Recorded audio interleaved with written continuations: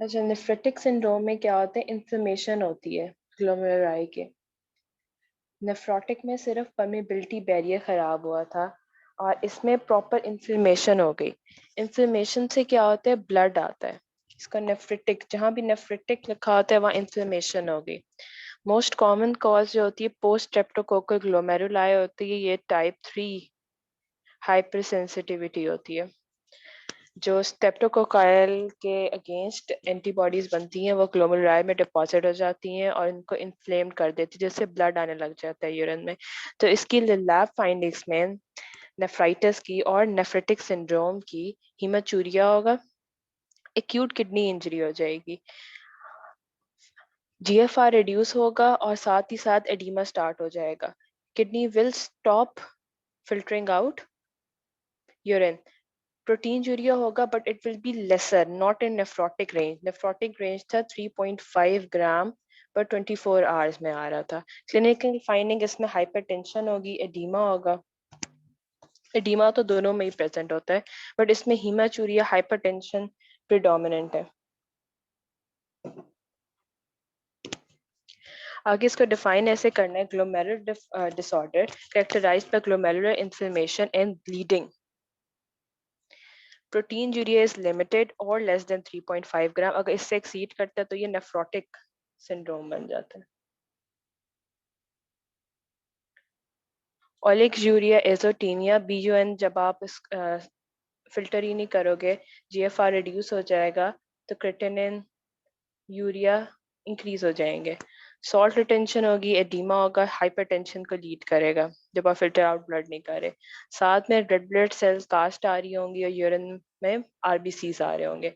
अब इसका concept map है कि फिल्ट्रेशन बैरियर खराब हुआ है, उस पर इंजरी हो गई है, इन्फॉर्मेशन है, तो प्रोटीन यूरिया और जिस वजह से एडिमा हो रहा है। एडिमा इसलिए हो रहा है क्योंकि plasma oncotic pressure is being reduced. उसके बाद जीएफआर रिड्यूस हो जाएगा, ऑलिक यूरिया हो जाएगा, एकेआई की तरह लगेगा, बीयूएन क्रेटिनिन इंक्रीज हो गया। साथ में फिल्ट्रेशन बैरियर पे इंजरी हुई हुई है तो रेड ब्लड सेल यूरिन में आएंगे। जीएफआर डिक्रीज हुआ, बॉडी का ओवरऑल जो है फिल्ट्रेशन कम हो रही है फ्लूइड की, तो ओवरऑल फ्लूइड इंक्रीज हो गया which is also causing oedema and hypertension. अब diseases they asked you in nephrotic nephritic syndrome में के डीडीज बता दें और कौन कौन सी हो सकती हैं unrelated to the cause. Even आप डायग्नोज भी कर लेते हैं एक्यूट पोस्ट नेफ्राइटिस हुआ हुआ है, फिर भी वो आपसे पूछते हैं कि कोई और नेफ्रेटिक डिजीज बता दें। इसमें और आती है rapidly progressive glomerulonephritis, diffuse proliferative glomerulonephritis, IgA nephropathy, Henoch Schonlein purpura और एल्पोर्ट सिंड्रोम।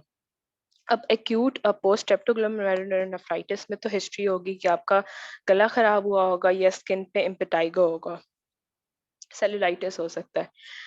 रैपिडली प्रोग्रेसिव में होती है टाइप 3, इसमें क्रीसेंट फॉर्मेशन दी होगी कि बायोप्सी में नेक्रोटाइजिंग और क्रीसेंट फॉर्म हो रहे हैं ग्लोमेरुलाई में, क्रीसेंट हाफ मून। अब इसकी जो इसमें जो आती है रैपिडली प्रोग्रेसिव ग्लोमेरुलोनेफ्राइटिस में गुड पास्चर सिंड्रोम है और वैगनर ग्रैनुलोमेटोसा है। डिफ्यूज प्रोलिफरेटिव में एसएलई में होता है ये। एसएलई में एक रेंज ऑफ ग्लोमेरुलर डिजीजेस आती हैं, वो भी दिखाती है कौन कौन सी। आईजीए नेफ्रोपैथी में कि आपको जब भी कोई इन्फेक्शन होती है जिसमें आईजीए ट्रिगर होती है तो वो एक्सेस ट्रिगर हो जाती है। जब वो एक्सेस ट्रिगर होती है वो ग्लोमेरुलर में डिपॉजिट होती हैं और एपिसोडिक हीमाचूरिया होता रहता है। ये बिल्कुल ऐसी लगती है, ये दोनों सेम लगती हैं। Acute strep glomerulonephritis after infection, IgA nephropathy after infection. और हेनॉल शॉलन परपरा आईजीए नेफ्रोपैथी ही है, लेकिन इसमें क्या होता है आपके बट्स पे और लेग्स पे निशान पड़ने लग जाते हैं। यही आईजीए जो किडनी में डिपॉजिट हुई है वो वेसल्स में डिपॉजिट हो जाती है और वेसल्स को ऑक्लूड करती है, जिससे ये परपरा सारा नजर आता है। एल्पर्ट सिंड्रोम में टाइप 4 कोलेजन की डिफेक्ट होता है, एक्स लिंक्ड है, ये मेल बॉयज में होगा। और ट्रायड ऑफ सिम्टम्स होंगे, हिमाचूरिया होगा, सेंसरी न्यूरल हेयरिंग लॉस होगी, ऑकुलर डिस्टर्बेंस होगी। क्यों? टाइप 4 की जो है ना कोलेजन की एंटीबॉडीज वो कॉर्निया में होती थी और कॉक्लिया बनाती थी और किडनी में होती हैं ग्लोमेरुलर बेसमेंट मेम्ब्रेन में। तो ये जहाँ जहाँ अटैक डिफेक्ट होगा कोलेजन का वहाँ वहाँ पे सिम्टम्स आएंगे अल्पॉर्ट सिंड्रोम के। Clinical feature होगी hematuria, increased BU and creatinine because GFR is being decreased. Hypertension because of retention of fluid in the body. Swelling, edema है, यूरीमिया इंक्रीज हो जाएगा और फटीग होगी उससे. फटीग के अलावा यूरीमिया के और सिम्टम्स क्या होते हैं?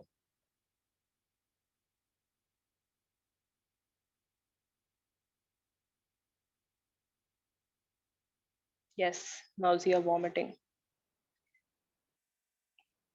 कोमा तक भी जा सकता है, एनकेएफ में भी जा सकता है. यस. और हो गया protein urea. Protein urea less than 3.5 ग्राम पर 24 आवर्स. इन्वेस्टिगेशन हम कराएंगे, यू हैव टू मेमोराइज. ये they will ask you. Complete urine examination कराएंगे, प्रोटीन इन यूरिन को क्वांटिफाई कराएंगे. क्वांटिफाई हम कैसे कराते हैं? 2+ लिखा होता है, 3+ लिखा होता है, 1+ लिखा होता है, कितनी क्वांटिटी आ रही है. बीजूएन और क्रेटिनिन के और रीनल बायोप्सी से डेफिनेटिव डायग्नोसिस और कैसे से पता चल जाएगा क्रीसेंट बन रहे हैं कि आईजीए मेसेंजियम में डिपॉजिट हुई हुई है, तो पता चल जाएगा आईजीए नेफ्रोपैथी है या हेनॉल एचएसपी है या आईजीए नेफ्रोपैथी है. अगर मेसेंजियम में आईजीए डिपॉजिट क्रीसेंट है तो उससे क्या पता चलेगा कि डिफ्यूज प्रोलिफरेटिव है या रैपिडली प्रोग्रेसिव ग्लोमेरुलोनेफ्राइटिस है. ट्रीटमेंट करेंगे. अब सिम्टम्स को ट्रीट करना शुरू करते हैं हम. हाइपरटेंशन होगी, इसको एस और आर्ब से ट्रीट करेंगे. एस एंड आर्ब्स प्रोटीन यूरिया को भी डिक्रीज करते हैं. इस तरह से डिक्रीज करते हैं because they reduce glomerular pressure. Immunosuppressive देंगे जिसमें ग्लूकोकॉर्टिकॉइड, साइक्लोफॉस्फेमाइड और माइक्रोफेनोलेट. ये हमारे पास ट्रीटमेंट ऑप्शन है. अब in detail acute glomerular nephritis में क्या होता है कि आपको पहले ग्रुप ए बीटा हीमोलिटिक का स्ट्रेप्टोकोकल इन्फेक्शन होती है. इम्यून कॉम्प्लेक्सेस, ये टाइप 3 हाइपर सेंसिटिविटी है. इम्यून कॉम्प्लेक्सेस डिपॉजिट होते हैं और 2-3 वीक्स बाद होता है. तो आईजीए और acute post strep glomerular nephritis कैसे डिफरेंशिएट करना है कि ये दोनों सेम होती हैं. दोनों सेम होते हैं, लेकिन 2-3 वीक्स जब लिखा होता है सिनेरियो में तो एक्यूट पोस्ट स्ट्रेप लिखना होता है. अगर लिखा होता है 3 डेज तो आईजीए नेफ्रोपैथी है. अब इसकी डायग्नोसिस बायोप्सी की जरूरत नहीं है. अगर एंटी स्ट्रेप्टोलाइसिन ओ एंटीबॉडीज आ जाती हैं तो you will go with the diagnosis कि एक्यूट पोस्ट स्ट्रेप्टोग्लोमेरुलर नेफ्राइटिस है. ये ये हो गया इम्पेटाइको इसकी वन ऑफ द कॉज. और सोर थ्रोट. अब आईजीए में क्या होगा? एपिसोडिक हीमाचूरिया होगा अकस कॉन्करेंटली जब आपको रेस्पिरेटरी या जीआईटी इन्फेक्शन होगी. आईजीए सिक्रीट हो रही होगी. आईजीए जो होती है आपकी म्यूकोजल एंटीबॉडी होती है. तो म्यूकोजा आपका रेस्पिरेटरी ट्रैक्ट में होता है, जीआईटी में होता है. जैसे ही इन्फेक्शन हुई और आईजीए ज्यादा एक्सेस इनमें प्रोड्यूस होती है और विद इन डेज 2 डे की हिस्ट्री होगी और 3 डे. इफ वीक्स में हिस्ट्री जाती है तो एक्यूट स्टेप ग्लोमेरुलोनेफ्राइटिस बन जाता है. इसमें आपको डायग्नोसिस बायोप्सी करनी पड़ेगी और या तो कोई ट्रीटमेंट ना दे, खुद ही रिजॉल्व हो जाएगा, या स्टेरॉइड्स देनी पड़ेंगी. अब हेनॉच शॉलन पर्परा इज द सेम थिंग, लेकिन उसकी एक्स्ट्रा रीनल मैनिफेस्टेशन आना शुरू हो जाती हैं. ये भी पूछा हुआ है सीक्यूज में कि क्या क्या सिम्टम्स आते हैं इसमें. इसमें एब्डोमिनल पेन आती है, पर्परिक रैश आते हैं, जॉइंट पेन आता है. ठीक है. ये rash is usually on buttocks, lower legs. इसमें क्या हुआ, वो जो आईजीए के कॉम्प्लेक्स थे अब वो वेसल्स में डिपॉजिट हो गए. दे आर ट्रिगरिंग जीआईटी में एब्डोमिनल पेन, आर्थराल्जिया. और सबसे इम्पोर्टेंट चीज दे will ask you in questions कि जब रियल बायोप्सी कराते हैं तो मेसेंजियम में आईजीए डिपॉजिट्स नजर आते हैं. आगे आगे जो क्वेश्चन आप पूछ रहे हो कि एसएलई या लूपस नेफ्राइटिस में क्या होता है, तो उसमें 2-3 चीजें हैं. देखो, टाइप 1 टाइप 2 जो लूपस नेफ्राइटिस होता है वो नॉन क्लिनिकल होता है. जब 3 पे आता है ना वो, तो फोकल में less than 50% of the glomeruli are involve. Diffuse में greater than 50% of the glomeruli are involve. ये शुरू में नेफ्रिटिक के सिम्टम्स के साथ प्रेजेंट करता है. और टाइप 4 में क्या होता है, वो नेफ्रोटिक मेम्ब्रेनोपैथी की तरह प्रेजेंट करती है. Is it clear? You can draw this in your book. Type 1 type 2 type 3 में लेस देन 50% इन्वॉल्व होता है. टाइप 3 और 4 क्या प्रोलिफरेटिव नेफ्रेटिक यूरिन आता है, उसमें सारे नेफ्रेटिक सिंड्रोम वाले सिम्टम्स आते हैं। और टाइप 4 जो होती है ना ल्यूपिस की, उसमें मेम्ब्रेनस आती है। तो this is the disease which can present as both nephrotic nephritic दोनों के सिंड्रोम के सिम्टम्स के साथ प्रेजेंट कर सकती है। अब इसमें कैसे आइडेंटिफाई करोगे कि इसमें ये रैश होगा? उन्होंने हिस्ट्री में भी दिया होगा रैश का, और इसके बाद हीमाचूरिया होगा, decrease GFR, heavy protein urea, और ग्लूकोकॉइड और साइक्लोफॉस्फामाइड से ट्रीट करेंगे। There's two questions.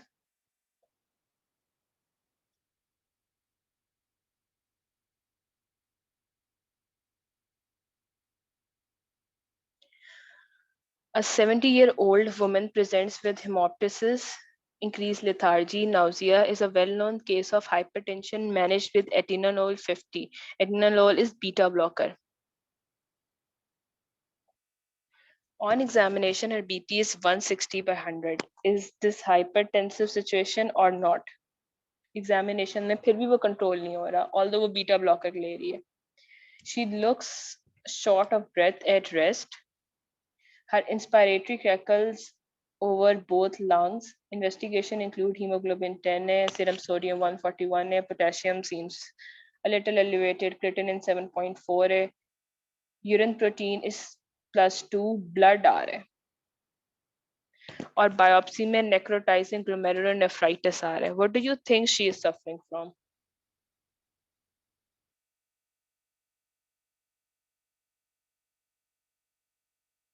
What do you think she is suffering from?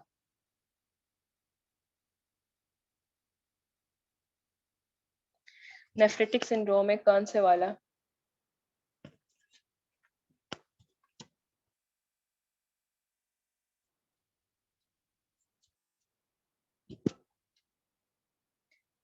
अच्छा, ये है गुड पास्चर सिंड्रोम।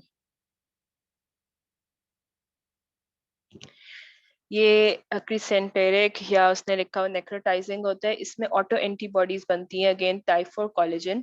साथ में लंग में हैमरेज भी हो रहा होता है जिसकी वजह से ब्लड आ रहा है। इसको ट्रीट करते हैं ग्लूकोकॉर्टिकॉइड, साइक्लोफॉस्फामाइड और प्लाज्मा एक्सचेंज से। एंटीग्लोमेरुलर बेसमेंट मेम्ब्रेन डिजीज, ठीक है, लंग्स और ग्लोमेरुलाई दोनों को डैमेज करती है। प्रोग्रेसिव ग्लोमेरुलोनेफ्राइटिस, लंग के हैमरेजेस होते हैं। Goodpasture syndrome, that's why उसको हेमोप्टिसिस हो रहा है।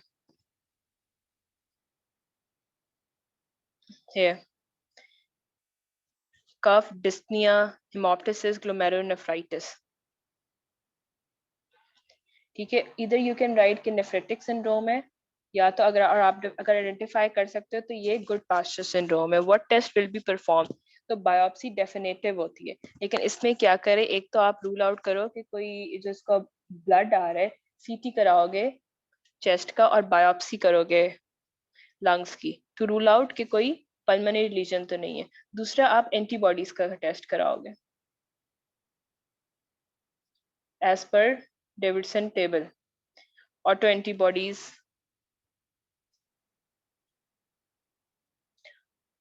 what therapy will you offer? इसमें therapy भी, they are saying you have to give glucocorticoid, cyclophosphamide and plasma exchange. Asha, a 32-year-old presents to emergency department with dyspnea, frank hemoptysis. His problem started 4 weeks back. Low-grade fever हुआ, weakness, decreased urine output, dyspnea, hemoptysis started 10 days later. On examination, his blood pressure is 160. Bilateral diffuse shadows resembling ground glass appearance. Creatinine 5.8. Blood urea is elevated. ABGs show oxygen pressure of 56, which is less. Examination protein urea 1.5. 1.5 is the range of nephritic with few RBC casts. So, Sara criteria, what is the most likely diagnosis?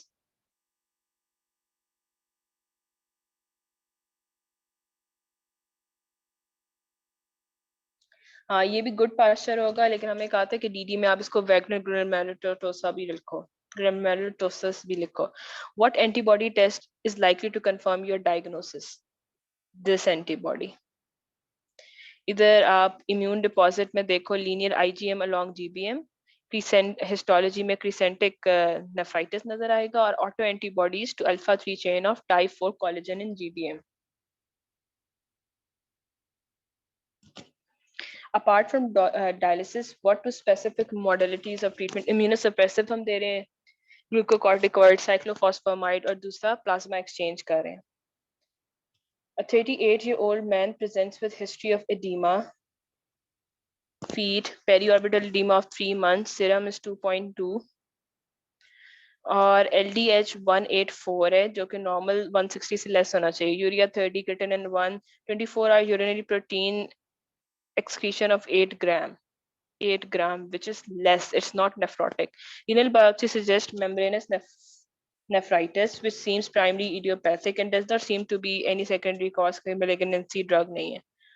Apart from symptomatic treatment, diuretics, which drug can be used as a possible curative treatment? हम steroids देते हैं या immunosuppressives देते हैं. In this patient, is this patient at risk of myocardial infarction?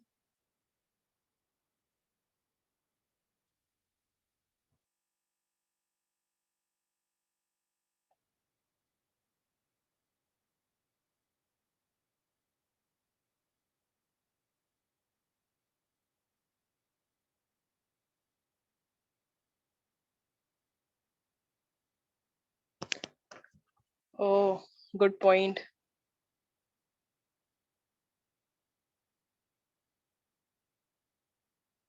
Yes, it seems to be membranous glomerulonephritis.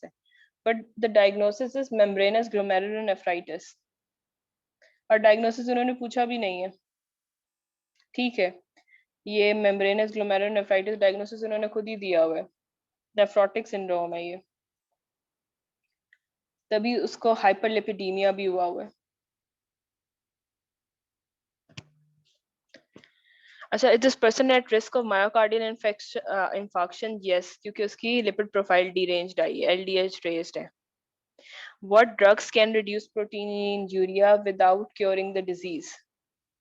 ACE और ARBs देते हैं हम, although they don't cure the disease.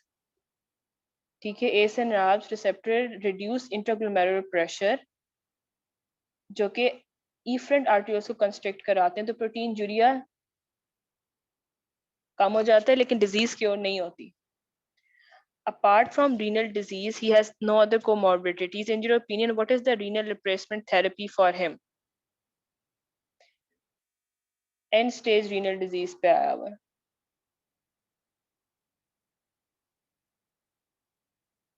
Transplant. A 14-year-old boy presents with hematuria preceded by fever, sore throat few days ago. Diagnosis क्या हो गया? On examination, a rash is noticed on buttocks and lower legs. What type of nephropathy is expected? ये पर्परा जो है हेनॉल शॉलन पर्परा है, और ये IgA nephropathy है. नहीं, wrong. It's not post strep. Few days की हिस्ट्री है, फ्यू वीक्स की हिस्ट्री होती तो फिर पोस्ट स्ट्रेप ग्लोमेरुलोनेफ्राइटिस होता. कैरेक्टरिस्टिक फाइंडिंग्स क्या होंगी? IgA मेसेंजियम में मैट्रिक्स में डिपॉजिट होंगे. और पॉसिबल कॉम्प्लिकेशंस क्या हो सकती हैं? एब्डोमिनल पेन होता है, जॉइंट पेन है, AKI है. Acha, look at this question. A 45-year-old male has renal biopsy done and workup for protein urea आ रहा था, तो जब उसने workup biopsy में करवाया है तो क्रिसेंटेरिक lesions आए हैं. Name 3 underlying condition leading to this diagnosis. इसके ये टेबल दिया हुआ है डेविसन में कि क्रिसेंटेरिक lesions किन किन में होते हैं.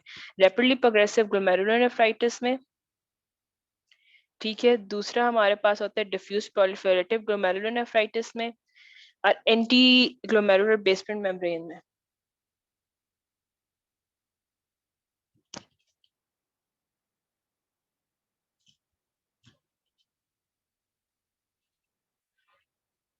ये हमारे 3DD बन जाते हैं क्रिसेंटेरिक लीजन्स के. उसके बाद the 29-year-old man presents to complain of brief reddening of urine with recent respiratory infection. The patient is otherwise healthy and does not smoke. BP normal है, यूरिन एनालिसिस में 2+ प्रोटीन आ रहे हैं जो कि लेस है, it's not in nephrotic range, लेकिन red blood cell आ रहे हैं, एरिथ्रोसाइट आ रहे हैं। Give 4 differentials of haematuria. तो इसमें क्या कॉजेज लिखनी है? नेफ्रेटिक सिंड्रोम में जो हमने डिजीजेस पढ़ी हैं वो, आईजीए नेफ्रोपैथी हो सकती है, पोस्ट ट्रैप हो सकता है, गुड पास्चर सिंड्रोम हो सकता है। ठीक है, इसमें कोई कंफ्यूजन? और investing most likely diagnosis,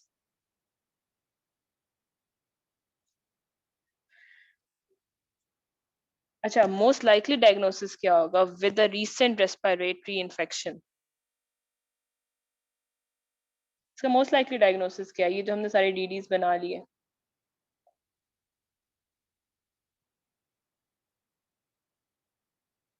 yes ASO टाइटर करेंगे कंफर्म।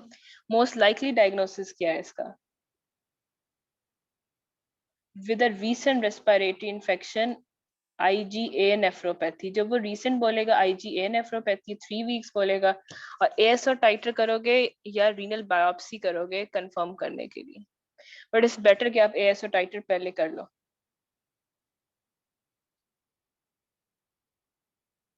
अच्छा, IgA nephropathy in children. 14-year-old boy present करता है मैक्रोस्कोपिक हीमाचूरिया के साथ, rapidly डिटरियोरेशन in renal function, percutaneous renal biopsy shows square crescenteric IgA nephropathy and extensive glomerular crescent formation. So इस तरह से IgA nephropathy in children में, उसको बर्जर डिजीज भी कहते हैं। Patient presents with acute nephritic syndrome और कॉम्बिनेशन ऑफ नेफ्रोटिक सिंड्रोम के साथ भी प्रेजेंट कर सकता है। सबसे इम्पोर्टेंट बात थी इसमें कि जो नॉर्मल सीरम कॉम्प्लीमेंट C3 के लेवल होंगे ना, वो इसमें नॉर्मल होंगे। This comes in MCQs। अगर C3 लेवल लो है तो वो पोस्ट ट्रैप ग्लोमेरुलोनेफ्राइटिस है। Let me explain this. जब टाइप 3 हाइपर सेंसिटिविटी होती है, एंटीबॉडी एंटीजन कॉम्प्लेक्स बनते हैं, और साथ सारे ये कॉम्प्लीमेंट साइटोकाइंस आते हैं, तो सारे डिप्लीट हो रहे होते हैं। लेकिन आईजीए नेफ्रोपैथी में ऐसा नहीं है, तो इसलिए उसमें C3 लेवल नॉर्मल रहते हैं, but they decrease in post trap glomerulonephritis. अब इसकी मैनेजमेंट ऐसे होती है, आपने ब्लड प्रेशर कंट्रोल करना है, मैनेजमेंट ऑफ सिग्निफिकेंट प्रोटीन जो ये चाइल्ड की डाइट में प्रोटीन्स ऐड करने हैं, एस आर्ब्स देने हैं, साथ में फिश ऑयल में decrease the rate of progression, ये सिर्फ इसी में परवेज अकबर में लिखा हुआ है। कॉर्टिकोस्टेरॉइड रिड्यूस करते हैं प्रोटीन यूरिया और रिनल फंक्शन भी इम्प्रूव करते हैं।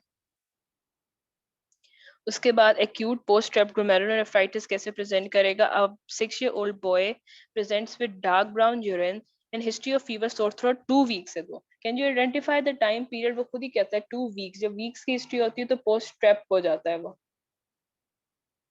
अगर साइमल्टेनियसली प्रेजेंट कर रहा है तो वो हो जाएगा आईजीए नेफ्रोपैथी।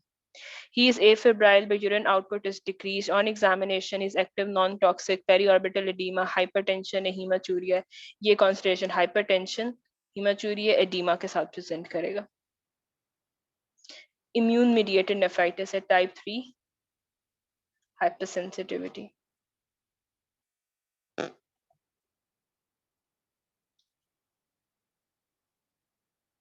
क्लिनिकल फाइंडिंग्स हैं कि 5 to 10 years एज का चाइल्ड होगा, 3 to 4 वीक्स लगेंगे आफ्टर स्टेप्टोकोकल इन्फेक्शन, और अगर स्किन पे इम्पेटाइगो है तो 1 to 2 वीक्स लगेंगे। उसके बाद कोलर कलर यूरिन लिखा हुआ है अगर स्नेरियो में after tonsillectomy, preceding tonsillectomy, tonsillitis, sorry tonsillitis and skin infection. अब डायग्नोसिस के लिए वो पूछते हैं कौन कौन सी इन्वेस्टिगेशन करनी है। एक तो यूरिन एग्जामिनेशन कराना है, उसमें क्या आएगा? रेड ब्लड सेल्स आएंगे, प्रोटीन यूरिया होगा बट लेस देन 200 mg पर डेसीलीटर।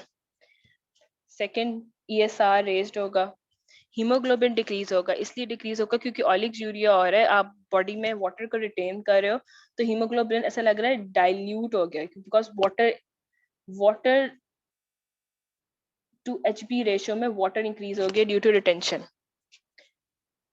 उसके बाद 3 कॉम्प्लीमेंट लेवल जो होंगे इसमें डिक्रीज होंगे। It will help you distinguish it with IgA nephropathy. 4th में थ्रोट स्वैप करवाओ, उसका कल्चर करवाओ, ASO टाइटर। रीनल फंक्शन में यूरिया क्रिएटिनिन रेज्ड होगा। सीरम इलेक्ट्रोलाइट में hyponatraemia, hyperkalaemia which will show कि it is going towards kidney failure. Pulmonary oedema हो सकता है।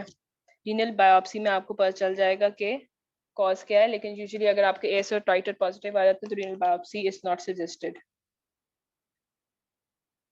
इन मैनेजमेंट उसको बेड रेस्ट दें, एंटीबायोटिक देनी है, penicillin is the drug of choice. अब 5 lakh units IM twice daily और ओरल पेनिसिलिन 5 to 50 QID में for 5 to 7 days। Dietary restriction करनी है। पोटेशियम हाइपरकैलेमिया में होता है, AKI में जा रहा होता है, तो फ्रूट जूसेस नहीं देने, फ्लूइड भी रिस्ट्रिक्ट कर देने, और फ्रूसिमाइड से जो उसका एडीमा है वो रिजॉल्व करवाना है। पल्मोनरी एडीमा हो रहा है, पीडल एडीमा हो रहा है।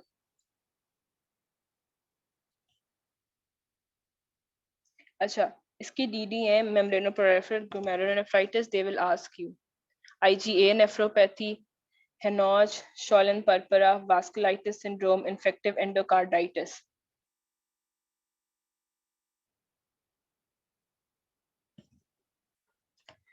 A 2-year-old previously healthy boy is admitted in emergency with history of generalized body swelling. For last 5 days, she is passing dark colored urine decreased in quantity. ये oliguria हो गया, dark color shows hematuria भी है. History of sore throat 3 weeks back. What will be the diagnosis? Post-strep glomerulonephritis हो गया. Blood pressure be raised है, periorbital swelling. 6 laboratory investigations we just did. 6 laboratory investigations. क्या आप पहले कंप्लीट यूरिन एग्जामिनेशन कराओगे, blood examination, complement C3 level, ASO titre, throat swab, culture sensitivity, renal function test, serum electrolyte और chest x ray.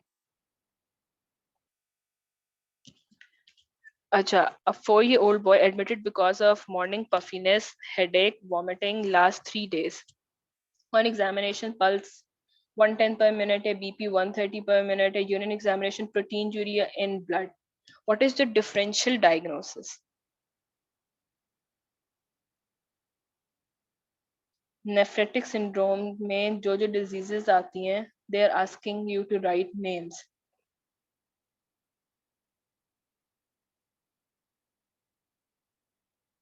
This is generalized. हाँ, और कौन से लिखेंगे? पोस्ट glomerulonephritis, IgA nephropathy और HSP, हेलॉन, शॉलन, परपरा,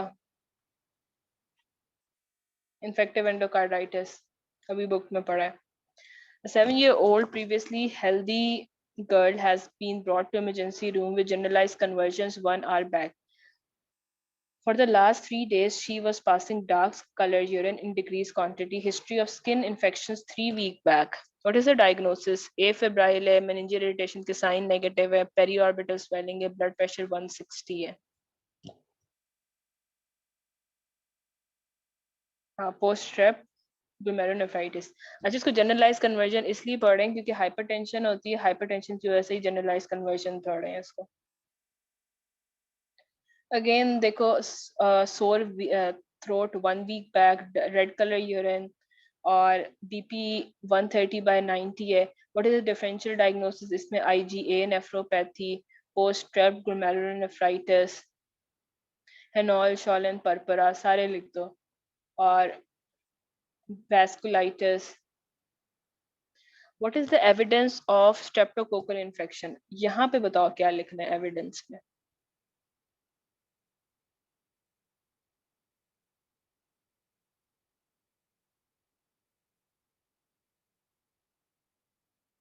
ASO titer और history of sore throat 1 week back and ASO titer. दो बातें लिखनी, हिस्ट्री पिक करनी यहीं से सिनेरियो से.